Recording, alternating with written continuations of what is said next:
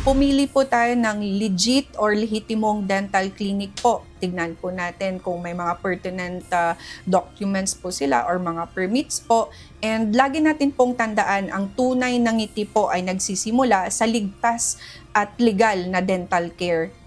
Huli sa akto ang 22 anyos na babaeng ito habang nagkukumpuni ng ngipin ng tauhan ng PNP Anti-Cybercrime Group na nagpanggap na pasyente. Kaya naman, hindi na ito nakapalagpan ng arestuhin ng mga otoridad dahil sa pagkukunyaring dentista. Ayon kay PNP ACG spokesperson, Police Captain Wallen May Arancillo, base sa investigasyon, 2024 pa ang ginagawa nitong malpractice. Sa katunayan, nagtayo na ito ng mini-clinic sa loob ng kanyang bahay sa Haro, Iloilo.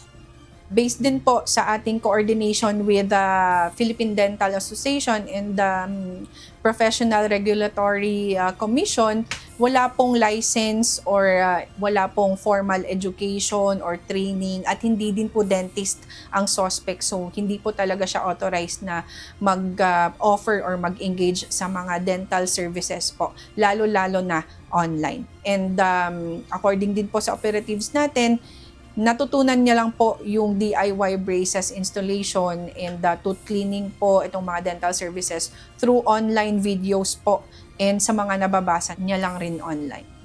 Sinabi ni Captain Arancillo na nag-aalok ang suspect ng murang dental services online kaya't naispatan ito ng mga tauhan ng PNP Anti-Cybercrime Group na nagsasagawa ng cyber patrolling.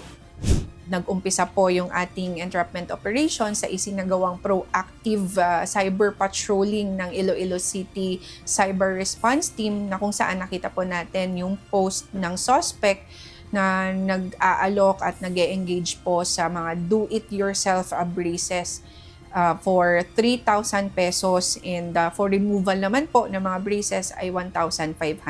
Nagkaroon po ng engagement ang suspect at yung ating cyber cops and napag-alaman po natin na ang suspect po ay nag-aalok pa at nagkakandak ng mga other services like tooth whitening and denture installation.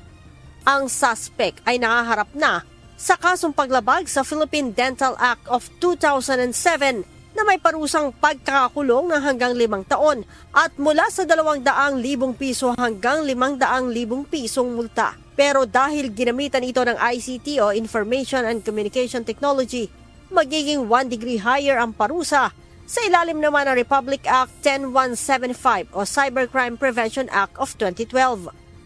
Samantala, 3 Vietnamese national din ang naaresto ng Criminal Investigation and Detection Group o CIDG sa Mandaue, Cebu dahil sa pagsasagawa ng dental services ng walang proper documents.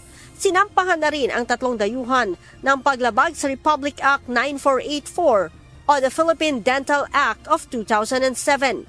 Paalala ng PNP sa publiko, pumili ng lehitimong dentista na mayroong permit at lisensya upang makaiwas sa disgrasya. Leia Ilagan, UNTV, News and Rescue. Diyos ang aming sandigan, serbisyo publiko ang aming pinahahalagahan.